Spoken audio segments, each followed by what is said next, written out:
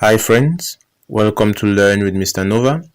In this video, I'm going to present to you the main differences between a router and a switch. When building a small office network, the two most important pieces of equipment you highly need are switches and routers. Though they are very similar, but they perform different functions within the network. So in this video, I'm going to walk you through 8 differences between a switch and a router. So if this is your first time visiting this channel, please kindly like, subscribe, and click the notification icon so that you don't miss anything out. Okay, if you have done so, then we can kickstart. Okay, so firstly, I'm going to begin with a router. What a router it's all about. So a router is a device that joins several networks together and is responsible for routing data from one network to another. A router determines the next network point to which a packet should be forwarded. And the main functions of a router, a router connect multiple networks. Like you can find, this is a local area network 1 and this is a local area network 2. So a router connect multiple networks to form an internetwork. Okay, you can find that a router connect multiple switches and their respective network to form an even larger network. Like we can say that this is a local area network 1 and this is a local area network 2. So with the help of a router, it joins these two networks so that there can be communication. And when the router joins these two networks, it makes the entire network large. And now let's move to a switch. What is a switch? A switch is just simply a device that acts as a central connecting point for multiple computers or devices. This is another switch here. So a device that acts as a central connecting point for multiple computers or devices in a network. A switch can connect devices such as PCs. Let me just move to the next diagram. Can connect devices such as PCs or printers, servers, desktop, iPhones, laptops, access point, and routers. You can equally connect devices such as routers, scanners, servers, and inlet light. So when a switch connects multiple devices, it forms a network of shared resources, because these are all resources that are shared over a computer network, such as printers, servers, scanners, and folders, and many more are resources that can be shared over a computer network. And so if these devices are connected to a switch, they can share these resources. Okay, so the second difference I'm going to present to you, it's switches send information from one device to another in the form of frames. With respect to the OC model and the DOP model, DOP simply stands for Department of Defense and OC stands for Open System Interconnection Model. So a switch sends information in the form of frames, and while a router sends information in the form of packets. And you have to understand that with respect to the OC model, a router works in the network layer while a switch works in the data link layer. The data link layer is a layer 2 while the network layer is a layer 3. So here the example of devices found in the network layer are routers, while example of devices found at the data link layer are switches.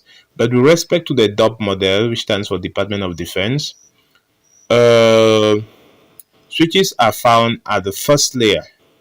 This is called the network access layer, or the link layer is the first layer of the DOP model.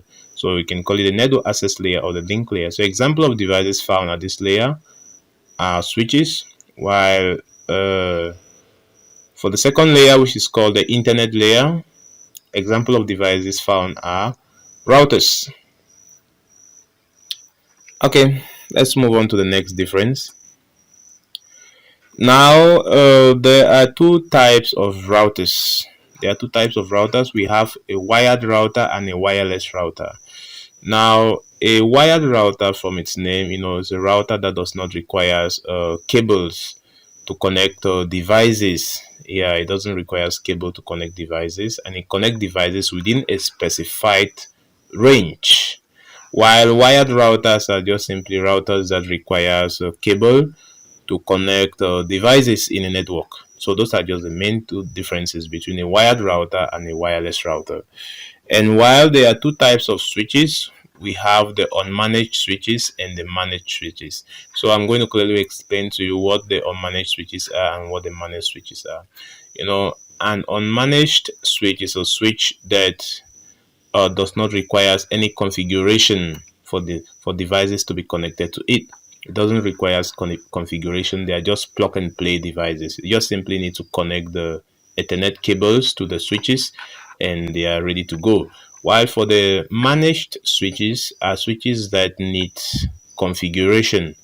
That is, the administrator has a lot of role to play with respect to the managed switches, because the administrator needs to configure the switches. You need to configure many other aspects in the switch. If you want to create VLANs, you want to create port security and many more. So with respect to the managed switches, the administrator have a lot of control over the managed switches as compared to the unmanaged switches. So those are the two types of switches: the unmanaged switches and the managed switches. Okay, let's move on to the next differences. Now, a router, a switch stores the MAC address in a lookup table, or you call it the content addressable memory. The content addressable memory table to get the source and destination address. Switches uses the MAC addresses for devices in a local area network. And this MAC address, MAC address is just simply a 48 bit, a 48 bit or number that is used in a local area network. Okay, so the switching stores these MAC addresses in what we call the CAM table. That's CAM, which stands for Content Addressable Memory Table, or you can call it the lookup table. While routers, by using the show IP route command on a router, you can see the routing table.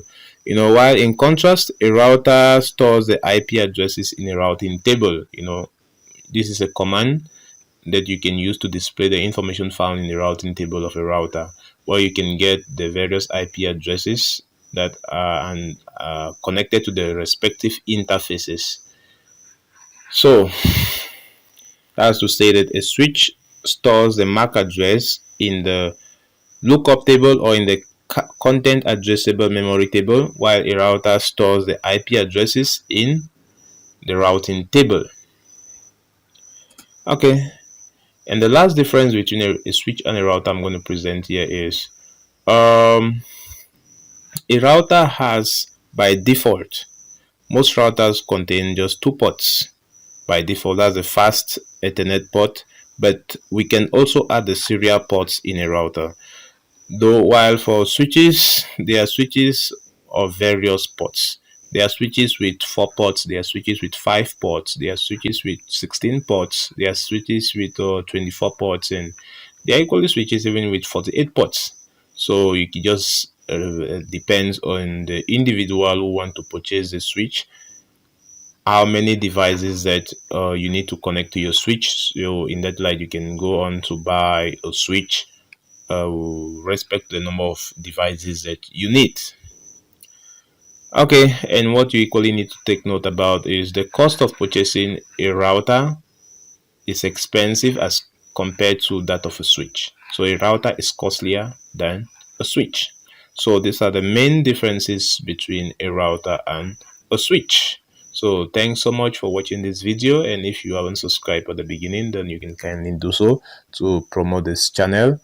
And see you another time.